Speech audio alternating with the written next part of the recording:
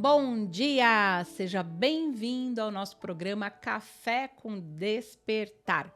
E se você é novo, tá chegando agora, aproveita, se inscreva no canal porque todos os dias tem conteúdos maravilhosos para o seu autoconhecimento, para o seu despertar de consciência.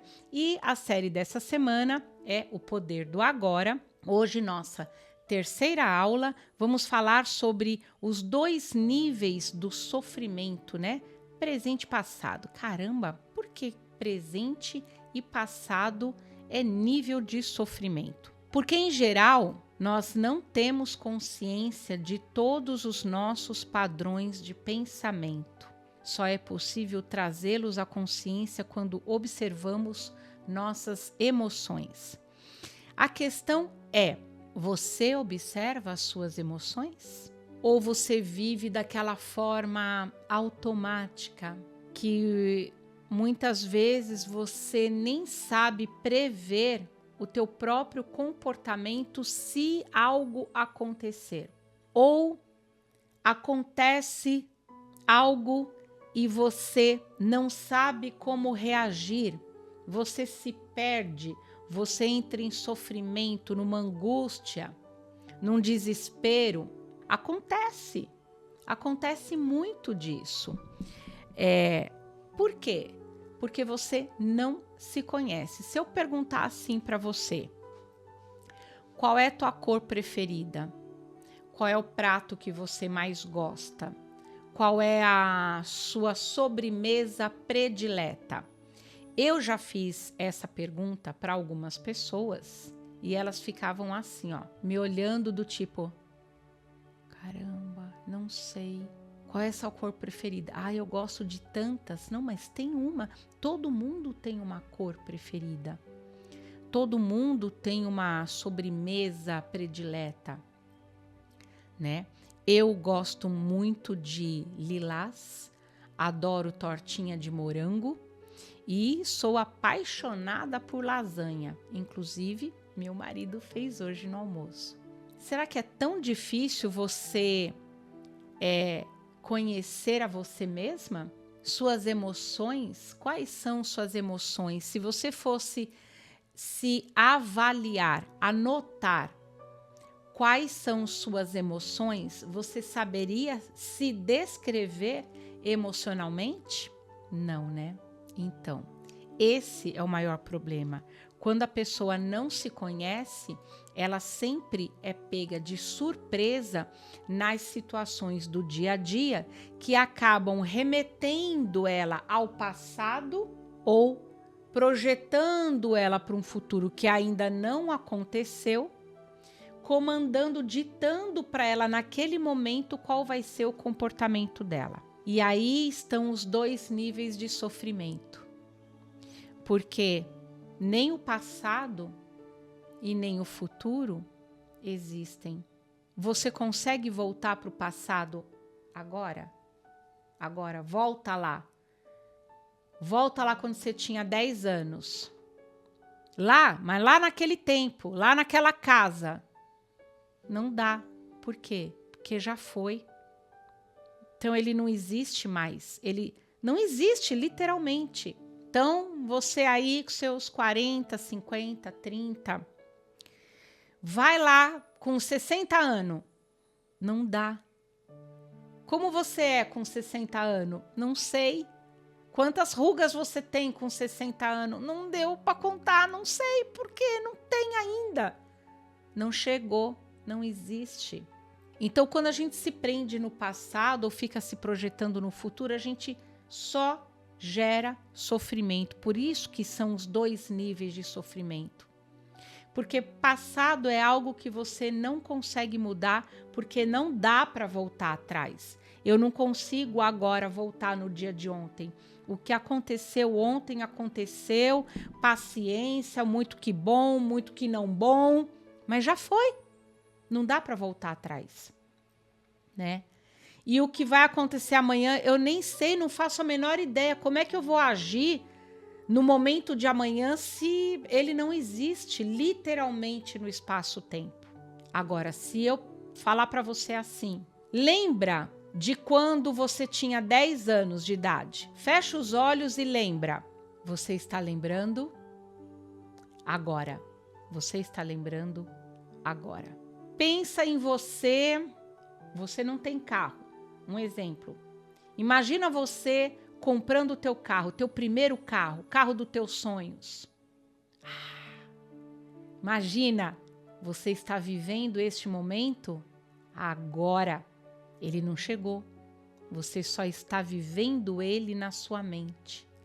O passado você lembrou e reviveu ele na sua mente. Então o passado e o futuro só existem na mente. E a mente mente. Aprendi isso na apometria. Meu professor falava: a mente mente. A mente, ela é mentirosa. Porque ela fica idealizando uma coisa de futuro que não aconteceu, te gerando dor, te gerando ansiedade. Quando chega aquele momento, não acontece nada daquela forma. Ela mentiu para você. E o passado? Ah, também. Por quê? Porque você começa a reviver situações do passado, só que a mente tem tanto julgamento, tanta crítica, tanto mimimi, que ela fica idealizando as coisas que aconteceram dentro dos conceitos dela. E é mentira. De repente, teu pai te falou uma coisa lá atrás, você captou de uma forma, mas não foi daquela forma que ele falou. Foi uma interpretação da sua mente. Imagina que você, criança, tua mãe te criava sozinha e ela tinha que deixar você na sua avó todos os dias, cedo, para ir trabalhar, e chegava no final da tarde, ela ia te buscar para levar embora. E você, lá naquele momento, você acreditava que a tua mãe te abandonava todo dia. Ela deixava você com a tua avó e não voltava. Ela demorava muito para voltar, ela te largava lá. Tua mãe não fazia isso. Ela trabalhava, ela tinha que te prover o melhor. Então ela tinha uma necessidade. E mesmo com o coração apertado, sofrido, ela fazia esse sacrifício por amor a você. Mas lá naquele momento, com 5 anos, com 4 anos, com 6 anos, você não entendeu assim. A tua mente entendeu que ela te largava com a sua avó. E você cresceu com esse sentimento de carência, de que a tua mãe te largava. Você criou uma carência de mãe. A mente mentiu para você, porque não foi dessa forma que aconteceu. Entende? Porque a gente não pode ficar se pegando com todos os tititis que a nossa mente traz para a gente todos os dias. Dentro do nosso campo de pensamento, a gente nunca encontra solução para ressignificar o passado, entendeu? Por quê? Porque se a gente curar o passado, a mente entende que ela vai enfraquecer, ela vai se dissolver, o ego deixa de existir. Então ele segura todas as suas feridas com unhas, com garras firmes, para não deixar você trabalhar elas. Quando a gente entra nesse processo de trabalho interior, existe ali um conflito interno. Eu trabalho esse conflito com meus alunos, porque é preciso tirar eles dessa situação para que limpe toda essa informação. Tua mãe não fez isso com você, não agiu de forma maldosa com você. Então você não precisa ser aquele adulto, aquela adulta carente. Você não precisa se sentir rejeitada, porque não existiu a rejeição. Entendeu? Quando você pensa, poxa, minha mãe fez tudo isso, né? Minha avó me criou porque minha mãe trabalhava para não deixar faltar nada para mim. Você leva a tua mãe, você leva teu pai, se for o caso, não é mesmo? Tem casos também que não tem a mãe, é o pai que tem que criar. E aí você honra eles por isso, mas o sofrimento deixa de existir, tá? Então é preciso entender muito como funciona a nossa mente, como ela fala, né? Porque existem situações que ela começa a gerar ressentimento, guarda ódio, autopiedade. Eu fui largada, minha avó que me criou, porque minha mãe me deixava lá todo dia, coitada de mim, né? Culpa, raiva, depressão, ciúme. Ciúme do quê? Ciúme de quem? Ciúme por quê? Ah, porque eu tinha uma irmã, sabe? E aí a minha mãe, ela dava mais as coisas para minha irmã do que para mim. Será? Será que ela dava mais coisa ou dava mais atenção para minha irmã do que para mim? Você já parou para pensar que tua irmã podia ter algum problema, alguma questão que exigia mais atenção da sua mãe e que você era aquela pessoa que sua mãe podia contar, que era o braço direito, que não dava trabalho nenhum, que era a amiga dela. Então você não deu o trabalho que a tua irmã deu. Porque filho é assim. Quando um é mais levado que o outro, a nossa atenção acaba se voltando mais para aquele que apronta mais. Por quê? Porque não tem noção, não tem juízo, então exige mais cuidado, mais atenção, mais repreensão, né? Mais conselho. E o outro não, graças a Deus, o outro é de boa, é um espírito elevado, é uma pessoa, né, passiva. Então você já parou para pensar que você era essa pessoa passiva e o outro não?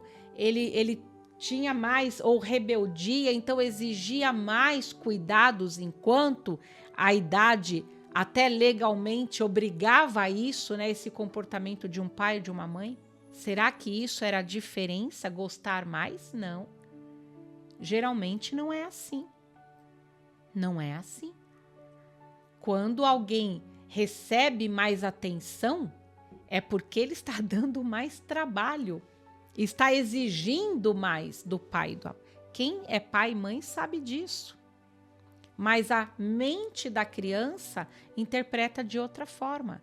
Então você precisa analisar. Quando você revisitar o seu passado, tente reavaliar as situações. Saia do personagem da criança, se coloque do lado de fora da situação como um observador e observe, né, aquela situação e tente avaliar aquilo como se fosse uma outra pessoa. Aí você vai entender a situação de uma outra forma, de um outro ângulo, porque se eu apresentar isso aqui para você, você vai estar vendo o que está aqui e eu vou estar vendo o que está aqui.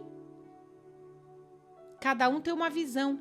Aí se eu fizer isto daqui, você vai ver o que está aqui.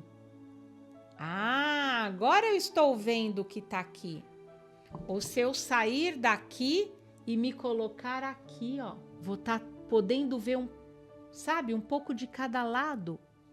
Tente fazer isso antes de entrar de cabeça no julgamento, na crítica, na autopiedade, oh meu Deus, no sofrimento. Por que lá atrás aconteceu assim? Porque era assim? Porque meu pai? Porque minha mãe? Porque minha avó? Porque meu irmão? Porque minha irmã? Para com isso. Sai. Vai ser o observador dessa história. Se coloque, seja empata, se coloque na posição do outro. Minha mãe me criava sozinha. Se eu tivesse no lugar dela, o que eu faria? Pensando em sempre fazer o melhor para o meu filho, para nunca faltar nada para ele. O que eu faria? Aí você vai se pegar. Eu acho que eu faria o mesmo. Né? Então, analisa. Seja o observador do teu passado. Para de ficar criando expectativa, criando as cenas do que vão falar, do que vão pensar, do que vão fazer, do que vão. Deixa o dia chegar e aí você age. Mas para isso, você tem que aprender a se conhecer. Conhecer as emoções que você guarda dentro de você.